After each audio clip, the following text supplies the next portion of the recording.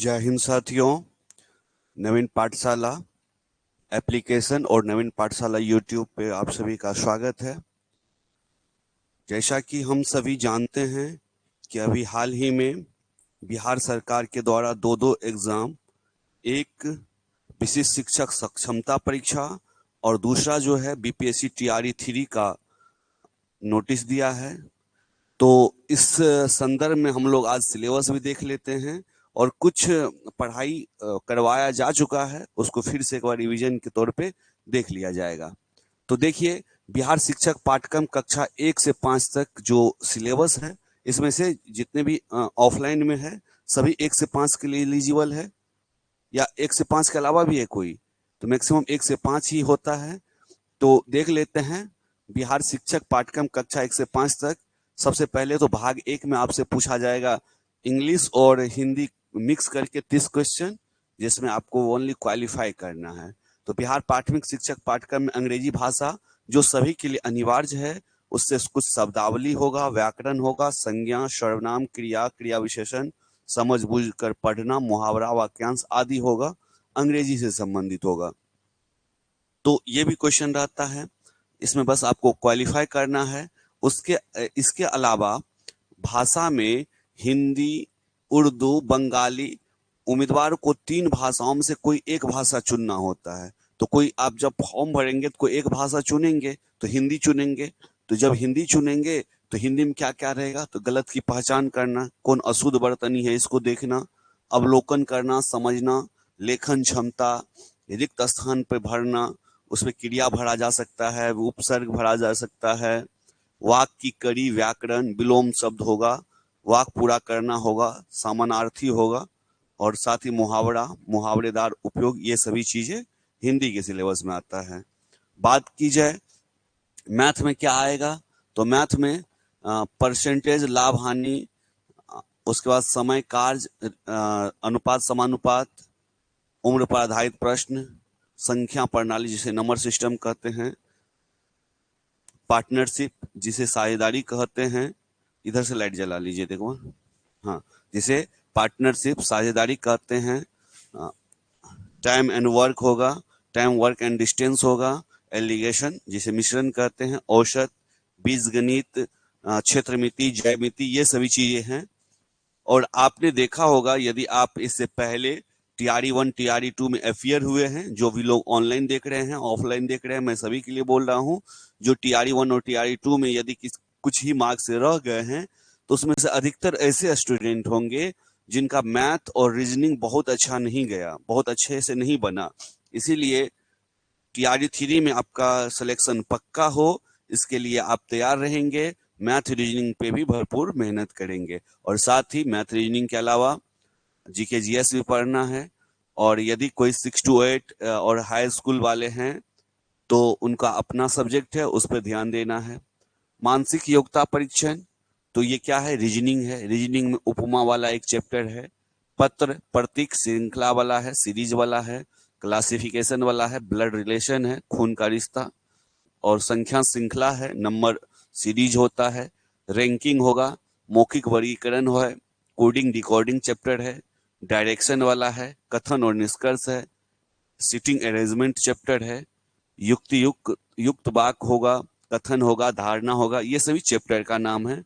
आपको ये PDF provide करवा देंगे। आप ऐसा करिए, इस बार सिलेक्शन पक्का लेना है तो आप इस पीडीएफ को निकाल कर रखिए, और इसके अलावा आपको बहुत कुछ नहीं पढ़ना है। इतना पढ़ लिया तो आपका सिलेक्शन पक्का है, क्योंकि ये सिलेबस दिया गया है। समान जागरूकता, एक जो जनरल कंससनेस होता है स्टूडेंट का, उसमें आप भारत और उसके पड़ोसी देश देख सकते हैं। समसामयिकी जो करंट अफेयर्स होता है, उसमें खेल देख सकते हैं। इतिहास में कौन कौन सी घटना जो रिपीट हो रहा है, या फिर कौन सा डेट ईस्वी आ रहा है, किसी का शताब्दी वर्ष होता है, किसी का 25 वर्ष पूरा होता है, किसी का 100 होता है। कल्चर देखना है, ज्योग्राफी देखना है, इकोनॉमिक देखना है, और साथ ही आर्थिक विज्ञान नीति देखना है, और कॉन्स्टिट्यूशन भारतीय संविधान को देखना है। ये सभी आपके लिए इम्पोर्टेंट है। आप प्रीवियस ईयर देखिए, इससे अलग एक भी क्वेश्चन नहीं था। ये जो सिलेबस दिया हुआ है, इससे बाहर एक भी क्वेश्चन नहीं था। तो आप इस सिलेबस के हिसाब से पढ़ेंगे। और आगे ये साइंस का टॉपिक है। कार्य, ऊर्जा, शक्ति, गति, बल, नियम, विद्युत चुंबकीय तरंग, प्रकाशिकी जिसको आप लाइट कहते हैं, आकर्षण शक्ति, अट्रैक्शन पावर होगा, भौतिक संसार और मापन, परमाणु, नाभिक, धारा, इसमें फिजिक्स केमिस्ट्री दोनों है। ताप, उष्मा गतिकी, इलेक्ट्रोस्टैटिक्स, परमाणु की संरचना, सामान्य विज्ञान में ये सभी चीज आएगा। और सामान्य विज्ञान में और क्या क्या आएगा ये तो देखे थे, परमाणु, नाभिक, धारा, इलेक्ट्रोस्टैटिक्स, परमाणु की संरचना, तत्वों का आवधिक वर्गीकरण, अम्ल, क्षार, लवण, ठीक है, और धातु, अधातु, द्रव की अवस्था। अच्छा, ये यहाँ तक फिजिक्स केमिस्ट्री कंप्लीट हुआ। अब इधर से आ रहा है आपको बायोलॉजी, पौधा के बारे में पढ़ना है, जो अभी कुछ कुछ पढ़ भी ले रहे हैं। कल क्या पढ़े थे आप पौधा के बारे में? रेगिस्तानी ओक, ऐसे ऐसे दो चार पौधे पढ़ रहे हैं आप लोग। ये सिलेबस है, आप ये ना कहे कि आप ये शायद फालतू पढ़ रहे, नहीं, आप सिलेबस सामने रखिए फिर पढ़ाई कीजिए। जानवर के बारे में पढ़ना है और कुछ पढ़ भी लिए, कुछ आगे भी पढ़ेंगे। कंकाल तंत्र पढ़ेंगे, तंत्रिका तंत्र पढ़ेंगे, पाचन तंत्र पढ़ेंगे, विटामिन और खनिज लवण के बारे में पढ़ेंगे। ये सभी आपके लिए बहुत इंपॉर्टेंट रहने वाला है, तो ध्यान रखेंगे। और सामाजिक विज्ञान में, सामाजिक विज्ञान सोशल साइंस में आप भारत और समकालीन विश्व को पढ़ेंगे। Indian Indian geography, Indian history, Indian polity, ये सभी चीजें होती है।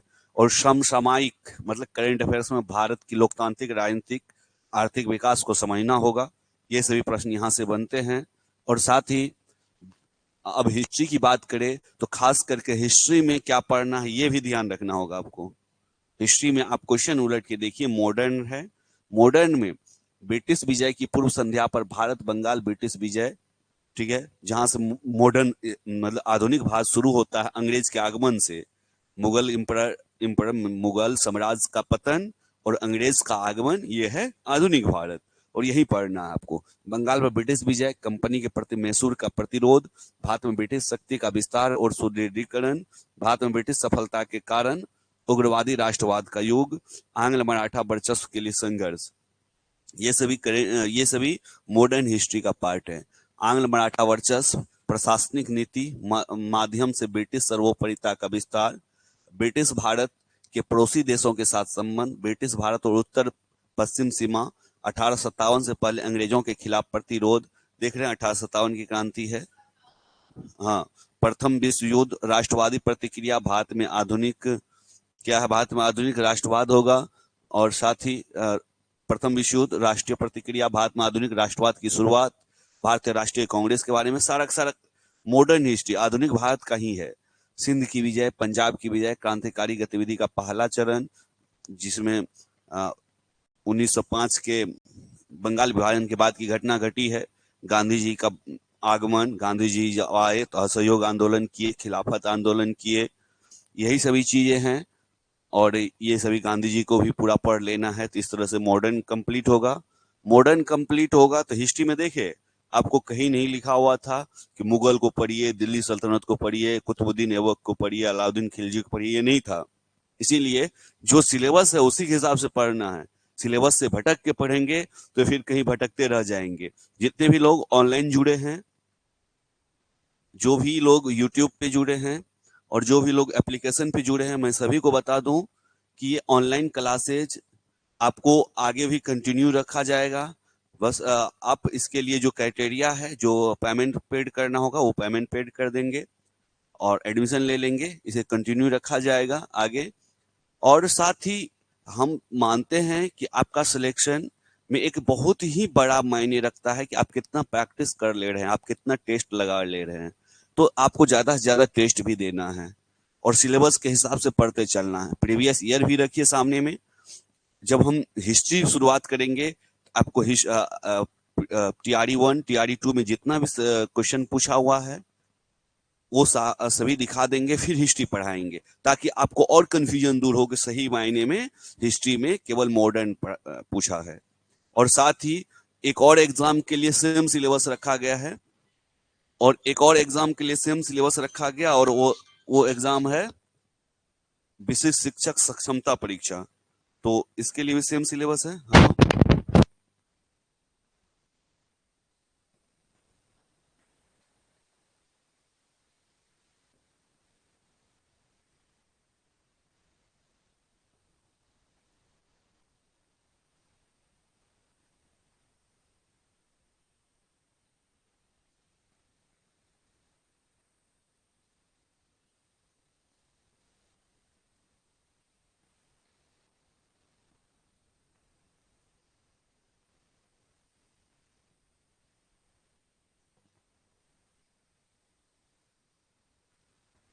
तो ये सभी सिलेबस है, और उसमें ज्योग्राफी जो अभी पढ़ रहे हैं आप लोग, जो टेस्ट के लिए सिलेबस भी दिए थे, क्या उसमें सूर्य परिवार था, सूर्य, उनके ग्रह, धरती पृथ्वी के बारे में पढ़ना है।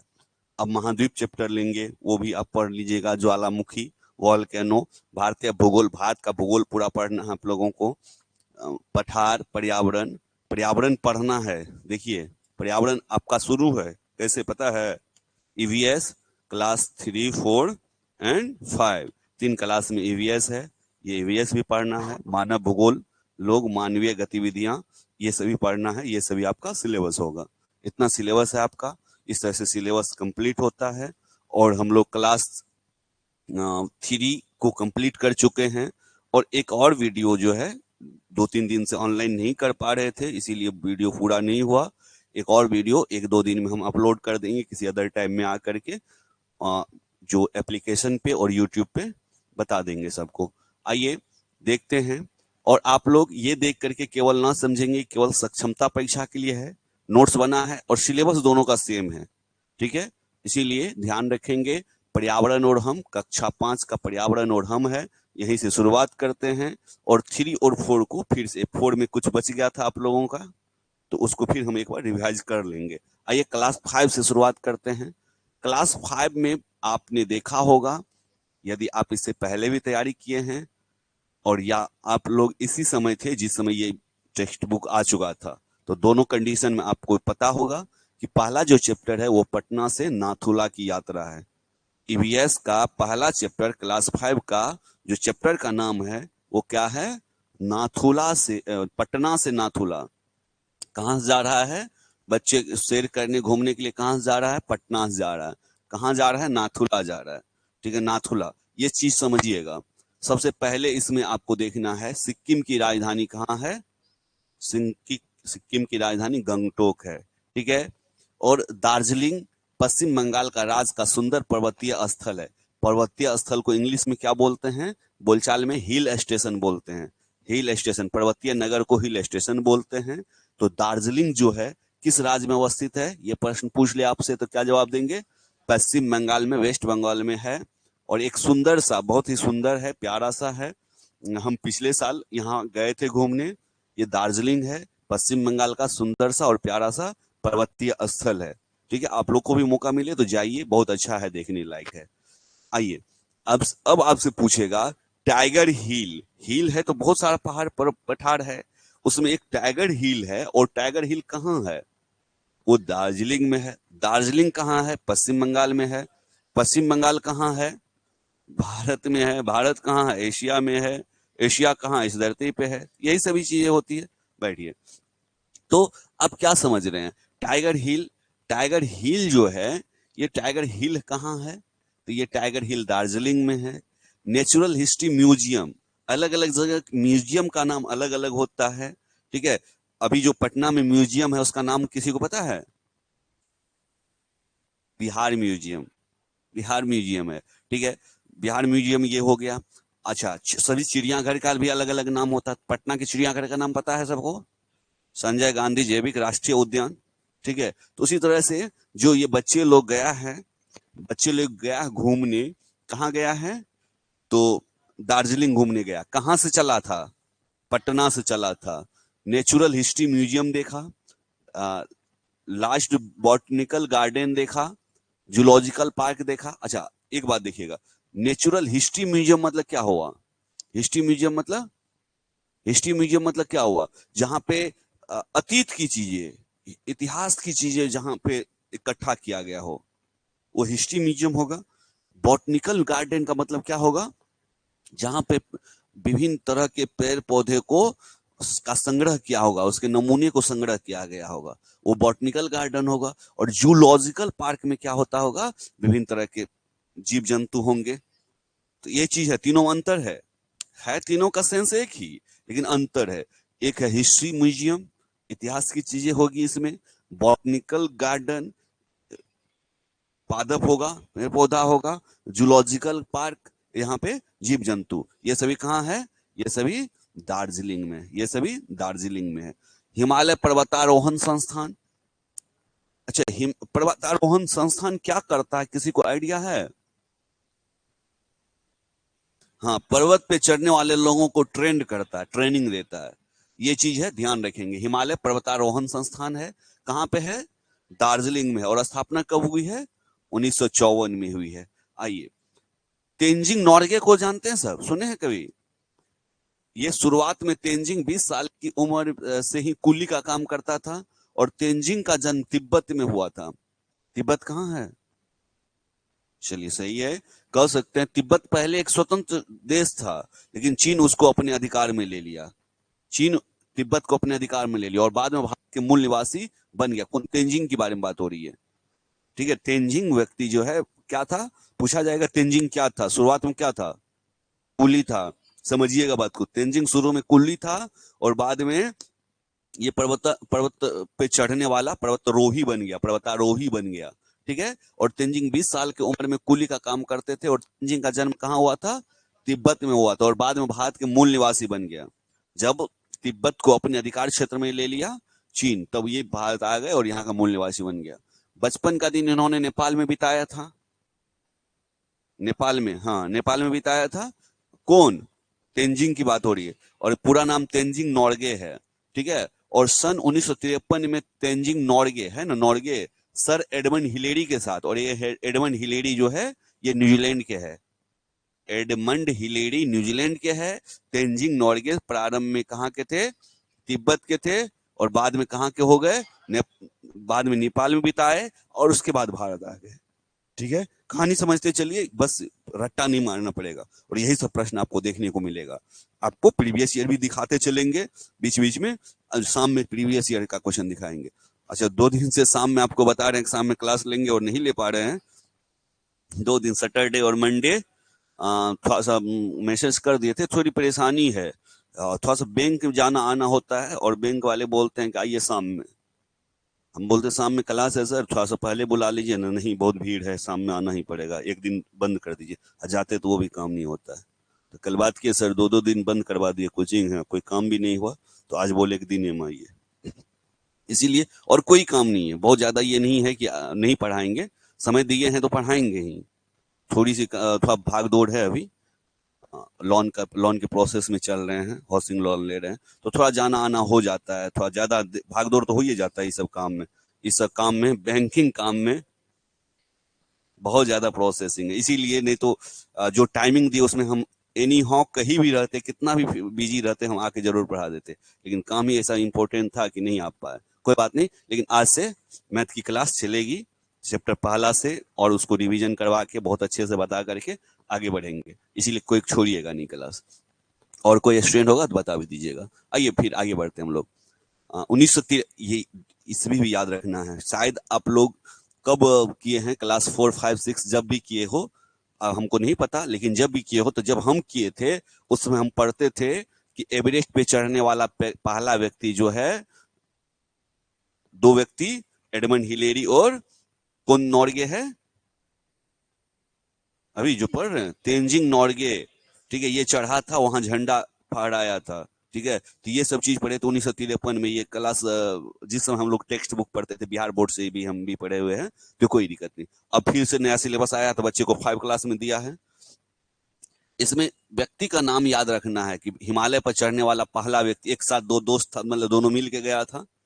कौन कौन था? एक तेंजिंग नॉर्गे है, दूसरा एडमंड हिलेरी है। और इसभी याद रखना 1953। ठीक है। कहाँ पे चढ़ा है? तो सबसे ऊंचे शिखर, विश्व का ऊंचा है कि भारत का ऊंचा है कि नेपाल का ऊंचा है? वाह, बहुत अच्छा।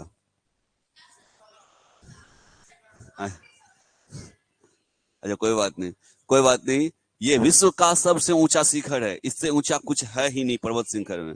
हाँ, ये विश्व का सबसे ऊंचा है। और ये दो दो तरह से देता है, कहीं कहीं 8,848 मीटर देता है और कहीं कहीं 8,850 मीटर देता है। दोनों सही है। यदि दोनों ऑप्शन में आ जाए तो 850 वाला ट्रिक करेंगे। नहीं देगा, इसे नहीं फंसाएगा आप लोगों को। लेकिन यदि दे दे तो 50 वाला ट्रिक करेंगे, दोनों दे तब। और भारत का झंडा लहराया था, मतलब भारत का झंडा फहराया वहां जाकर के। और तेंजिंग नोर्गे को सिरदार की उपाधि मिली थी। सिरदार अर्थात सिर पे चढ़, मतलब सर, मतलब कि ऊंचे चोटी पे चढ़ने वाला। सिरदार की उपाधि मिली थी। और हाल फिलहाल बिहार के पर्वतारोही श्रीमती निरुपमा अग्रवाल ने। आएगा, हम कह रहे हैं कि अब देखते चलिए, प्रीवियस ईयर बगल में रखिए, उलटते चलिए। हाँ, प्रीवियस ईयर बगल में रखिए और पर डे पढ़िए, तब ये हिम्मत हौसला बढ़ेगा। अरे जो हम पढ़ रहे हैं ये सही पढ़ रहे हैं, हम गलत चीज नहीं पढ़ रहे, यही सब पूछा जाएगा। इसको और अच्छे से पढ़ते हैं, इधर उधर से ध्यान हटा देते हैं, पढ़ते हैं केवल। इसीलिए प्रीवियस ईयर तो है, बहुत ज्यादा है नहीं। हाँ, प्रीवियस ईयर होगा क्या, कोई बीपीएससी का तैयारी कर रहा तो उसको पता नहीं चल रहा, 10 साल का पढ़ेगा, 15 साल का पढ़ेगा, 20 साल। आप लोगों को आसान है। TRE 1 TRE 2, 2 सिटिंग TRE 1 में, 2 सिटिंग TRE 2 में, TRE 3 का आप लोग कैंडिडेट है। बहुत ज्यादा पढ़ना ही नहीं है, तुरंत उलट लीजिएगा। अच्छा ये क्वेश्चन, अच्छा ज्योग्राफी में ये पूछा, हिस्ट्री में ये पूछा, पॉलिटी में ये पूछा, दिमाग में बैठ जाएगा ना, तो पढ़ते रहिएगा। अच्छा ये इस चैप्टर से ये क्वेश्चन पूछा था, इस बार हो सकता है इस चैप्टर से इसके अलावा कुछ और पूछ सकता है। तब होगा आपके अंदर से वो एनर्जी रिलीज होगा और पढ़ने का कंसंट्रेशन बढ़ जाएगा और याद हो जाएगा क्वेश्चन। ये साइकोलॉजी कहता है। इसीलिए आप लोग इस पे काम करेंगे। प्रीवियस ईयर बगल में रखेंगे, हम भी प्रीवियस ईयर प्रोवाइड करवा देते हैं 1-2 दिन में, लेकिन आप लोग अपने से प्रीवियस ईयर लेके रखेंगे। आइए, तो तेंजिंग नोर्गे को कौन सी उपाधि मिली है? सबसे पहले तो सिरदार की उपाधि मिली, एक बात। और दूसरा, हाल फिलहाल में बिहार की पर्वतारोही जो है, बिहार से जाने वाली, पर्वत पे चढ़ने वाली जो है, उनका नाम है श्रीमती निरुपमा अग्रवाल। ये माउंट एवरेस्ट की चोटी पर विजय प्राप्त की है, माउंट एवरेस्ट की चोटी पर चढ़ी है। निरुपमा अग्रवाल को याद रखेंगे। और गंगटोक, गंगटोक कहाँ है? गंगटोक, हाँ? चलिए, तो ये तुरंत जवाब देना था। सिक्किम की राजधानी गंगटोक कहाँ है? समुद्र तल से लगभग 6000 फीट की ऊंचाई पर अवस्थित है। ठीक है, समुद्र तल से ऊंचाई। अच्छा, समुद्र तल से हम लोग ऊंचे हैं, समुद्र तल से नीचे? हम लोग जिस रीजन में रह रहे, जिस क्षेत्र में, हम लोग ऊंचे पे है। क्या रीजन, क्या क्या इसका तर्क दीजिएगा? आपसे कोई पूछ ले कि हम कैसे माने कि हम लोग समुद्र तल से ऊंचे हैं? लिखा होता है, ये तर्क है, ये तर्क भी सही है। और कोई तर्क बताइए। हम लोग समुद्र तल से, समुद्र का जो तल है, तल का मतलब जहां पर समुद्र का पानी है, समुद्र का पानी ये होगा तो हम लोग यहाँ है, या समुद्र का पानी यहाँ होगा तो हम लोग यहाँ है। आप लोग से क्वेश्चन है, ऊपर है हम लोग। रीजन एक तो ये बताया कि सर हम लोग रेलवे स्टेशन पे लिखे देखते हैं कॉर्नर पे कि समुद्र तल से इतना ऊंचा है आप, एक रीजन है। दूसरा रीजन बताइए। दूसरा रीजन आसान सा रीजन है। तो हाँ, दूसरा रीजन ये है कि यदि हम समुद्र तल से नीचे हो तो जल इधर ना आता, ऊपर है तब जल यहीं तक है। ये रीजन भी एक रीजन। ये इसमें कहां से रीजन आ गया आपका?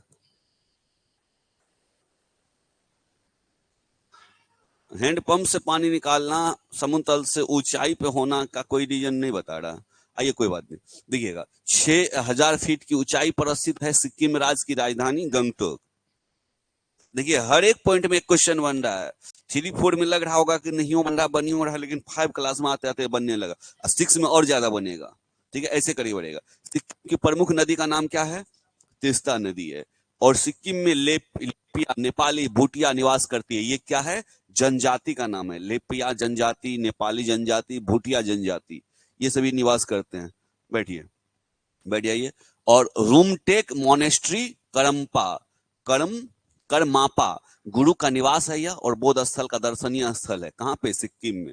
याद रखेंगे, रूमटेक मोनेस्ट्री जो है, उसके जो एक गुरु हुए जिसका नाम था करमापा, बौद्ध धर्म के थे, गुरु का निवास है ये। करमापा गुरु का निवास है। कौन सा जगह की बात कर रहे हैं?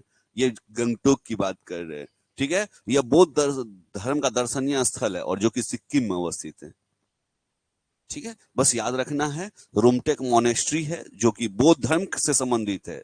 करमापा नाम है उस गुरु का। ठीक है, नाथुला कहाँ पे है? सिक्किम में है क्या नाथुला? वो होगा। चलिए, और स्टेशन के लिए नाथुला प्रसिद्ध है या और किसी चीज के लिए? आप लोग से क्वेश्चन है। ठीक है, बहुत अच्छा। नाथुला दर्रा है। दर्रा को इंग्लिश में पासेज बोलते हैं। और दर्रा होता क्या है? तो पहाड़ों के बीच में जाने आने का रास्ता।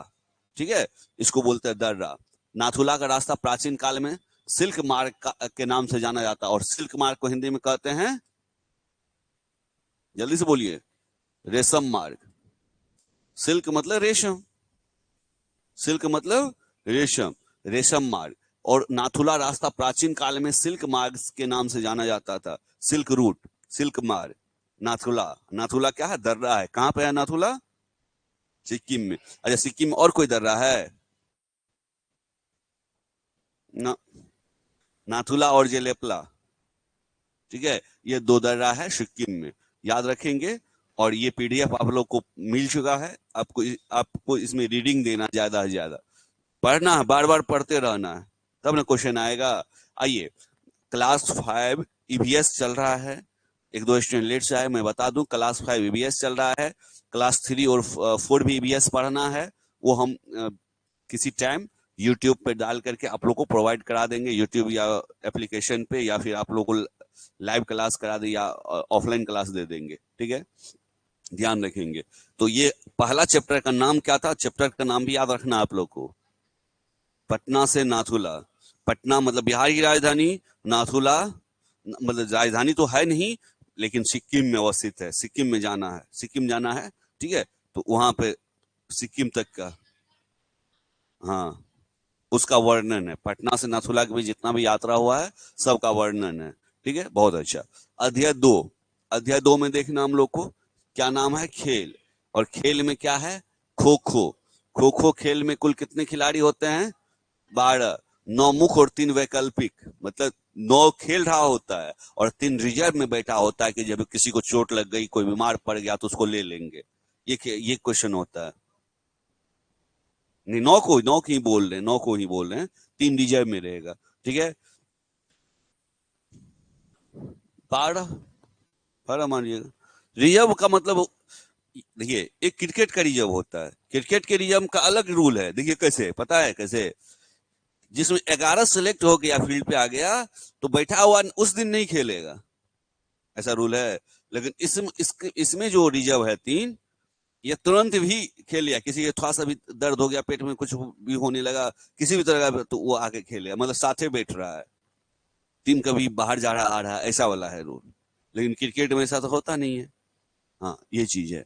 तो मार्शल आर्ट एक युद्ध कला है। मार्शल आर्ट जो है आप लोग देखे होंगे, जिसमें कराटा सब भी आता है। तो मार्शल आर्ट क्या है? एक युद्ध का कला है, युद्ध का। और जापान का सुमो, ये भी एक मार्शल आर्ट है। मार्शल आर्ट अर्थात युद्ध की कला। और सिख धर्म में गटका, गटका क्या है? एक मार्शल आर्ट है और यह सिख धर्म से जुड़ा हुआ है। मार्शल आर्ट सब जूडो कराटा में ही आ गया। गुरु गोविंद सिंह ने सिख समुदाय को किस रूप, कौन सा रूप दिया था? सैन्य रूप। और गुरु गोविंद सिंह के बारे में जानते हैं? कल भी डिस्कशन किए थे।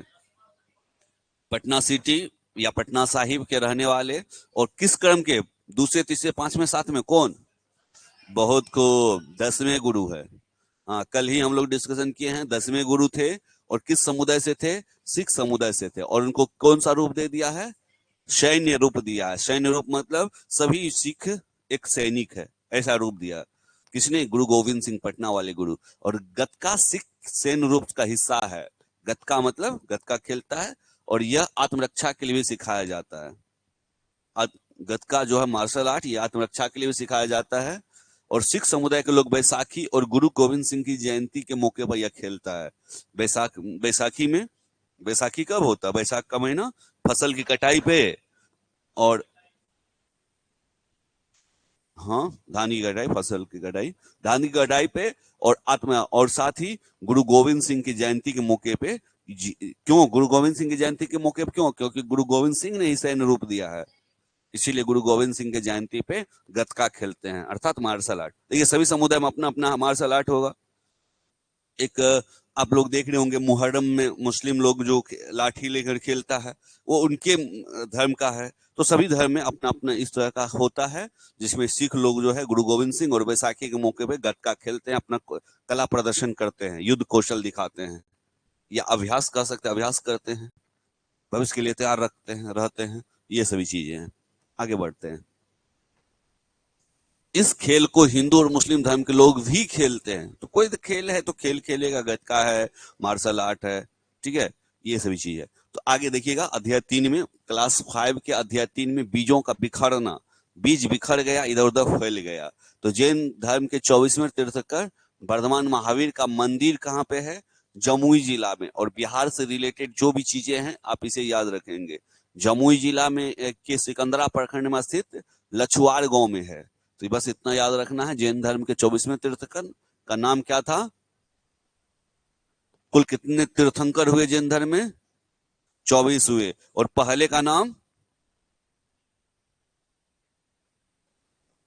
यस, बहुत खूब, ऋषभ देव पहले हैं। ठीक है, ऋषभ देव पहले हैं। पहले पहले पहले हैं। और महावीर स्वामी 24वें हैं। और ज्यादातर यही पूछा जाता है। बाद बाकी तो सबको पता है, क्वेश्चन सेट करने वाले को भी पता है कि हम थोड़े ना हम पूछ दे 13वें बताओ। आज तक किसी एग्जाम में नहीं आया है। 12वें बताओ तो 12वें गुरु कौन है, 17वें बताओ तो नहीं। क्वेश्चन सेट करने वाले को भी पता है। हाँ, जो पीएचडी करता होगा उस पर, जैन धर्म पे पीएचडी करता होगा, समझ रहे बातों को, उनके लिए ये इंपॉर्टेंट होगा। और आपके लिए इंपॉर्टेंट है पहला और अंतिम। पहला बोले तो ऋषभ देव और अंतिम बोले तो वर्धमान स्वामी। और इसके बाद ये क्रम समाप्त हो गया। 24वें भी अंतिम इसी को बोला जाता है। तो ये याद रखेंगे। तो 24वें तीर्थंकर थे वर्धमान महावीर। मंदिर जमुई जिला में है। और जमुई जिला के किस प्रखंड में है? सिकंदरा प्रखंड में है। और सिकंदरा प्रखंड के लछुआर गांव में है। जैनियों का एक समूह इसे महावीर की जन्म स्थली मानता है। तो बहुत लोगों में है। और रियल मायने में भगवान महावीर का जन्म कहाँ हुआ है बताइए, याद करिए। वैशाली जिला। और जगह का भी कुछ नाम है क्या? यस, जोर से बोलिए, सही जवाब है कुंडग्राम। ठीक है, और मृत्यु पावापुरी। ठीक है, और बौद्ध धर्म का जन्म, भगवान बुद्ध का जन्म लुम्बिनी। ठीक है, और मृत्यु कुशीनगर। चलिए, ये सभी बातें हैं, छोटी छोटी बातें हैं, इसको बहुत अच्छे से याद रख लेना है। चलिए कोई नहीं। एक एक समूह जो है जैन धर्म में, वो मानता है कि भगवान महावीर का जन्म ना यहीं पे हुआ, जमुई में ही हुआ। ठीक है, मानने की बात है, मानो भाई। आगे नहीं जी, एक समूह मानता है, हम कहाँ करें वो सही है, वो समूह सही है। एक समूह मानता है कैसा है, ठीक है, वो सही है कि नहीं ये नहीं पता हमको, किसी को नहीं पता। पेड़ पौधे की कहीं भी क्यों उग जाते हैं? पेड़ पौधे कहीं भी क्यों उग जाते हैं, ये बच्चे से प्रश्न है। तो तरह तरह से बिखरते बीज, चटक कर फटक कर बिखरने वाले बीज, हर सिंगार गुल मेहंदी के बीज, ये सब क्या होता है? अब देखे होंगे कि बहुत सारे वृक्ष है जिनके फूल मतलब कि फूल उड़ते रहते हैं, बीज इधर उधर बिखरते रहता है। देखे हैं, खास करके कदम कहीं भी उग जाएगा, कदम का वृक्ष, या फिर सिमर। सिमर हर श्रृंगार वही है सर, सिमर ही है। ठीक है, तो उसका जो रुई होता है उसमें बीज लगा होता है, छोटा सा दाना, वो उड़ करके बहुत दूर दूर तक चला जाता है। तो वो वही ना बिखरना हुआ, बिखरते बीज वही ना है। और चटक कर फटक कर बिखरने वाले बीज हर श्रृंगार गुल मेहंदी, हाँ, सरसों का खेत में ही रह जाता है। बाद में उसके बाद जो फसल उगाया जाता है उसमें भी आ जाता है वो, उसमें वो पौधा निकल जाता है। हवा में उड़ने वाले बीज कौन कौन है? तो कपास के बीज हवा में उड़ते हैं, और खास करके सिमर का बीज। पानी में तैरकर बिखरने वाले बीज कौन से हैं? कमल एवं कुमुदनी के बीज। ये याद रखना होगा। पूछेगा निम्न में से कौन पानी में तैर करके एक जगह से दूसरी जगह जाने वाला बीज है? तो कमल और कुमुदनी याद रखेंगे आप। फिर प्रश्न पूछा जाएगा, जानवरों की सवारी कर बिखरने वाले बीज। गोखरू का बीज गाय भैंस आदि जैसे जानवरों के शरीर से चिपक जाता है। गोखुर, गो में, गाय के खुर में चिपक जाता है, या उसके रुआ में जो है, उसके जानवर के रुआ में लग जाता है, फिर कहीं और जाके गिर गया तो वहां जहां गिरा वहां भी एक पौधा हो गया। तो ये सभी चीजें हैं।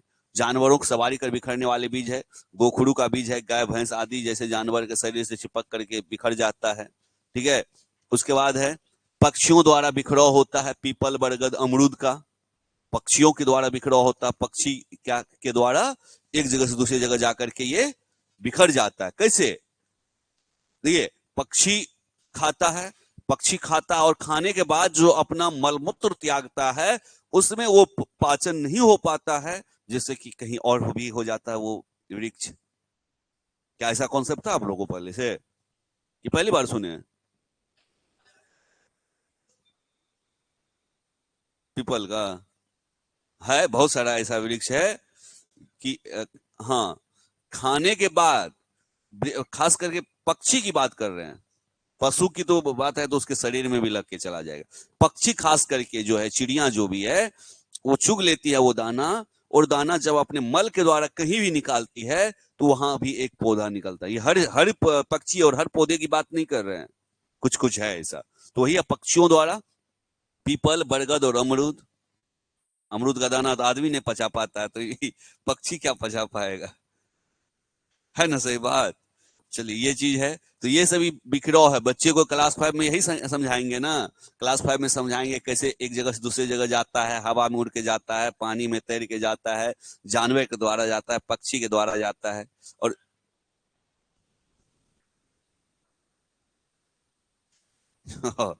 वैसा ही है, वो भी है। और गाय भैंस में भी, उसके बाल में भी लग जाता है। गाय जब घास खाने जाते हैं तो उसमें वैसा ही एक छोटा सा होता है, ठीक है। तो उसी तरह का होता है। तो बच्चे को समझाना है। क्वेश्चन, और आपसे कैसे क्वेश्चन पूछेगा एग्जाम में, बीपीएससी एग्जाम में, निम्न में से कौन सा एक बीज के एक जगह से दूसरी जगह बिखरने का तरीका नहीं है, ठीक है, तरीका नहीं है। तो ऑप्शन 4 रहेगा, हवा के द्वारा, पक्षी के द्वारा, पशु के द्वारा, और चौथा ऑप्शन दे दिया सांस के द्वारा। मतलब बना रहे हैं हम अपनी तरफ से ऑप्शन, ठीक है। तो किसके द्वारा बीज नहीं बिखरता है, तो सांस के द्वारा नहीं, मतलब नहीं वाला तो कुछ हो सकता है, देखने के द्वारा, सोने के द्वारा।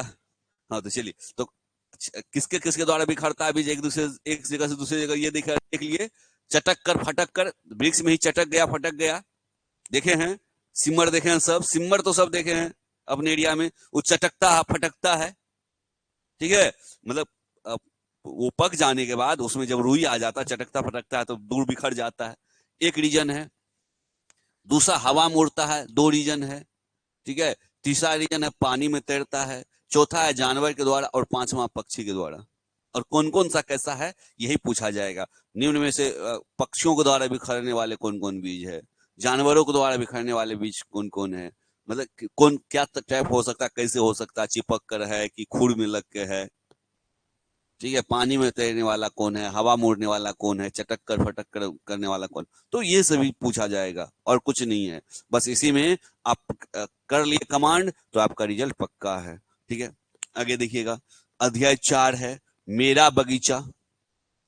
मेरा बगीचा, आपका बगीचा, सबका बगीचा, एक बच्चे की बगीचा, क्लास 5 में पढ़ने वाले बच्चे की बगीचा, उसे समझाया जा रहा है हर्बेरियम। और ये प्रश्न पूछा है, आप देख ही लेंगे प्रीवियस ईयर, यही प्रश्न पूछा है, हर्बेरियम क्या है। हर्बेरियम, हर्बेरियम क्या है, तो यह वनस्पति संग्रहालय की तरह होता है। वनस्पति का संग्रहालय होता है, यहाँ पे बहुत तरह तरह के वनस्पति जो है इसमें संग्रह किया जाता है, जिसमें पेड़ों और घास के पत्ती या पेड़ पौधे के मुख्य अंश को अच्छी तरह से संग्रहित किया जाता है। जैसे से एक बॉटनिकल गार्डन में होता है, बॉटनिकल गार्डन में एक उद्यान में होता है, ठीक उसी तरह से हर्बेरियम में भी होता है। एक और हिंदी वो मीनिंग करें इसको, तो इसका हिंदी मीनिंग होगा पौधशाला। पौधशाला हिंदी मीनिंग, हर्बेरियम का हिंदी ट्रांसलेट करे या मीनिंग खोजे डिक्शनरी में जाके, तो हिंदी में मिलेगा आपको पौधशाला। हो गया बात, जहां पे पौधा होगा, देखे होंगे नर्सरी सब जो होता है, तो यही सब चीज है, ठीक है। घास पत्ती, अलग अलग तरह के संग्रह किया जाता है। और ऐतिहासिक स्मारक, देखिए यहाँ बहुत क्वेश्चन बनेगा। एक इतिहास में एक स्मारक है, जिनका नाम है नालंदा विश्वविद्यालय।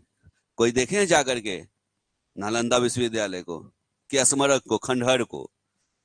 नालंदा विश्वविद्यालय जो हम लोग के गर्व की बात थी कभी, हम लोगों के लिए गर्व की बात थी कभी, मतलब पास्ट में, वर्तमान में भी हम लोग गर्व करते हैं, लेकिन हम ये इस तरह से गर्व करते हैं कभी था। यदि होता तो और ज्यादा गर्व होता ना। कौन नष्ट किया, नष्ट करने वाले व्यक्ति का नाम बताएंगे सभी, ठीक है, बख्तियार खिलजी नष्ट कर दिया। बख्तियार खिलजी नष्ट कर दिया, किसको नष्ट कर दिया, नालंदा विश्वविद्यालय को। और कहा जाता है जब इसमें आग लगाई तो कई वर्षों तक जलते रहा। वर्ष में लिखता, वर्ष में, कई वर्षों तक आग जलते रह गया, इतना इसमें बुक था, ठीक है। तो ये चीजें है। नालंदा विश्वविद्यालय संसार का प्रथम आवासीय विद्यालय था।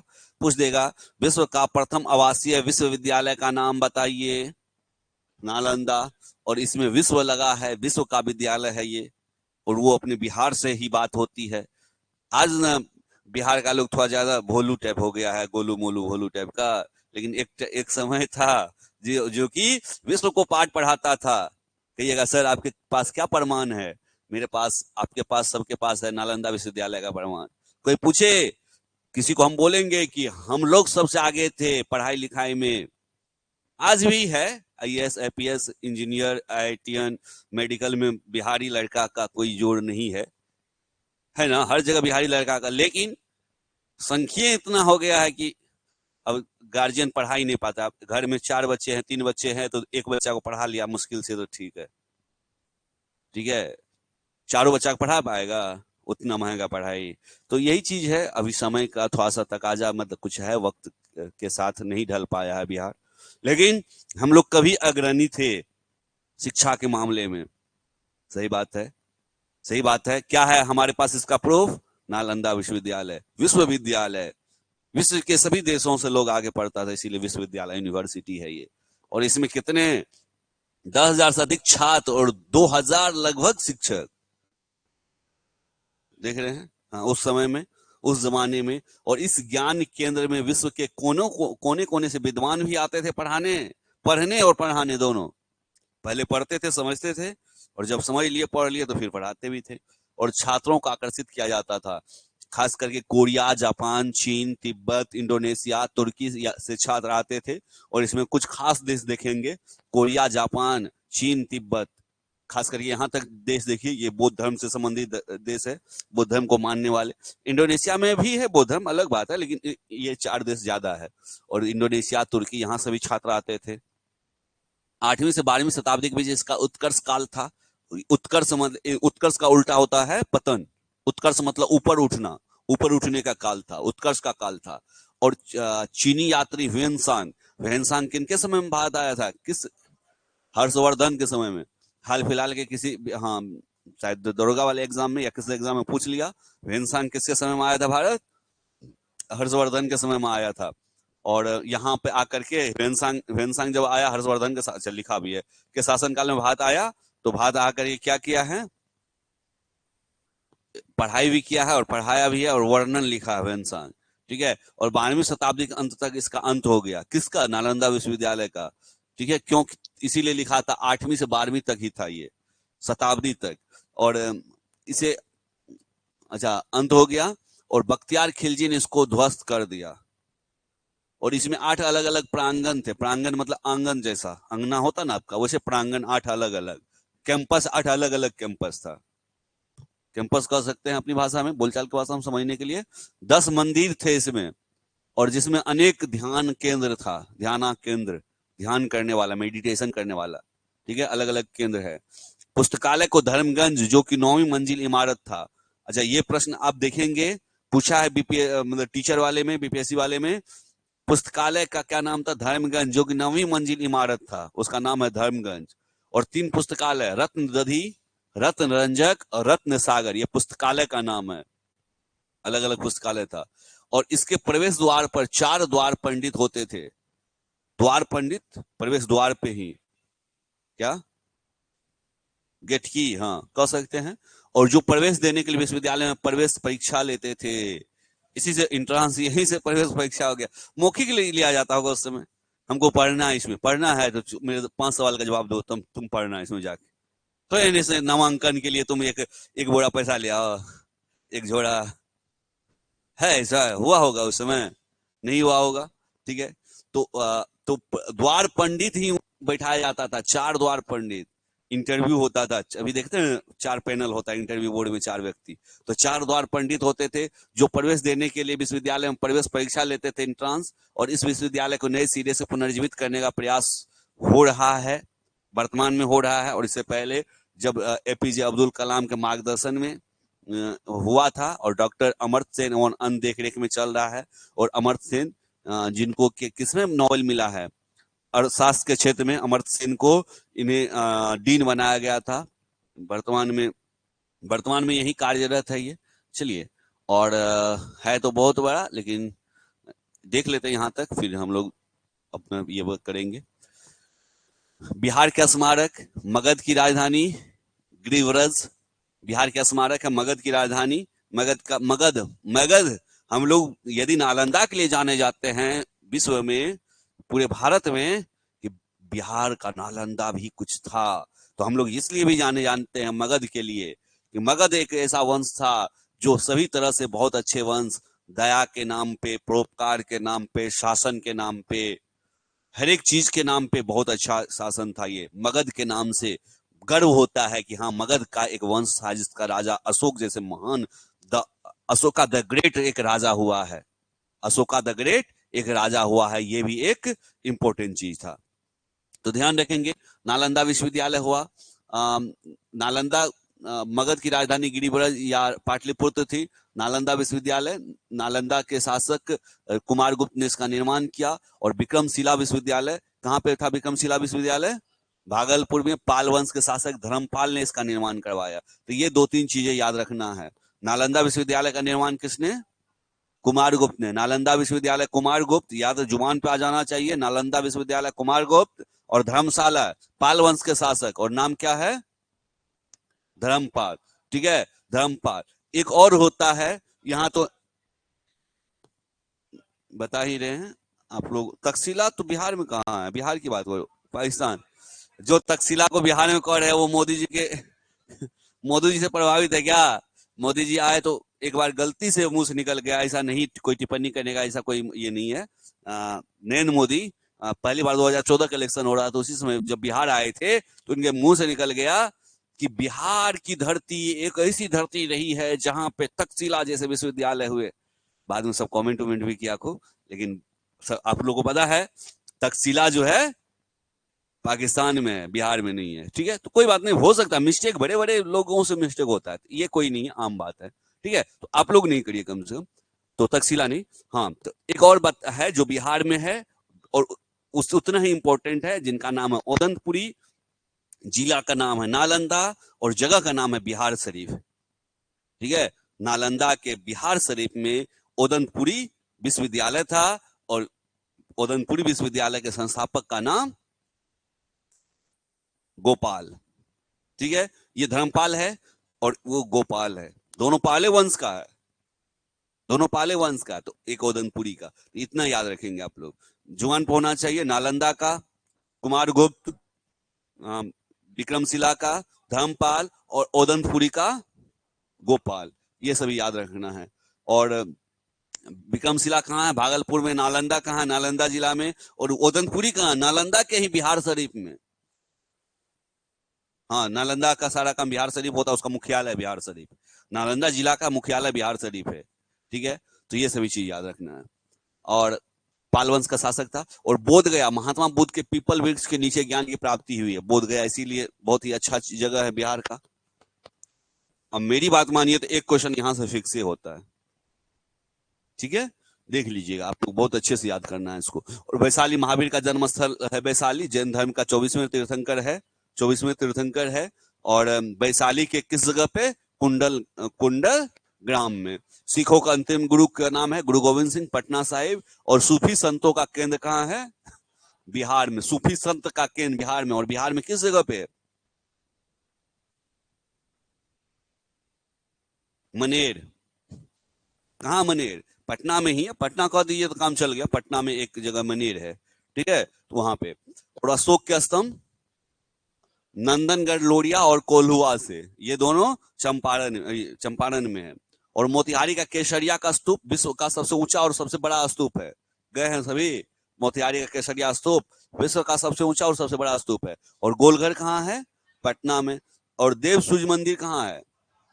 औरंगाबाद में है। और जल मंदिर पावापुरी में है। महाबोधि मंदिर गया में है। नालंदा विश्वविद्यालय के निर्माण में क्या क्या लगा था? ईंट पत्थर आदि का इस्तेमाल। और सीमेंट की जगह सुर्खी, चूना, उड़द की दाल का छोवा और गोंद आदि का प्रयोग हुआ था चिपकाने के लिए ईंट को ईंट।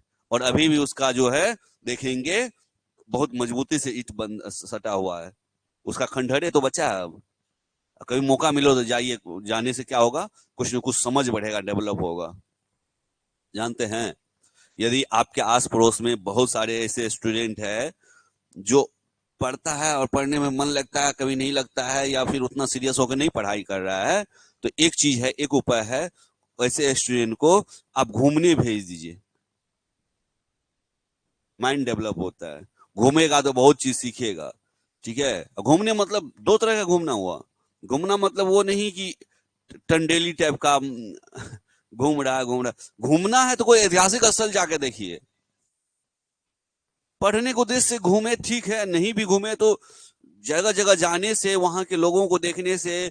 अब यहां से चले जाइए आप काठमांडू, नेपाल चले जाइए, आप रास्ते में ऐसे ऐसे लोगों को देखेंगे, वहां देखेंगे कि जो महिलाएं हैं घर में, घर की महिलाएं, नेपाल का खास करके पुरुष से ज्यादा काम करती है महिलाएं। समझने वाला लोग होता, दिमाग खुलेगा। क्या खुलेगा कि समानता का चीज है, मतलब महिला कर सकती है तो पुरुष क्यों नहीं कर सकता है। महिला भी देखेगी तो वो भी थोड़ा मोटिवेट होगी। तो जगह जगह घूमने से, कुछ वहां के कल्चर को देखने से, समझने से आत्मज्ञान होता है। और ज्ञान लेने वाला होगा तब न, नहीं तो गए आत्मज्ञान लेने, देख रहे कुछ और, तो इसका क्या मतलब होगा? तो फिर तो उसका कोई मतलब नहीं होगा। चलिए, तो इस क्लास को यहीं पे एंड कर रहे हैं, और शाम में आज से सभी क्लास पूरा डेडिकेशन के साथ फुल फ्लेज में चलेगा। शाम में सबको बताए हैं कि शुरुआत में मैथ की क्लास लेंगे और मैथ के बाद पॉलिटी की क्लास लेंगे। ठीक है, तो आप लोग शाम में भी आ सकते हैं जिनको भी आना है, और 2 टाइम पढ़ा करके कंप्लीट करेंगे। एक नया कोर्स लॉन्च किए हैं एप्लीकेशन पे, और ये है अभी विशिष्ट शिक्षक सक्षमता परीक्षा और प्लस बीपीएससी टीआरई, और रिचार्ज हो गया है। अब रूम रेंट का पेमेंट बाकी है, सभी पेमेंट कर देंगे।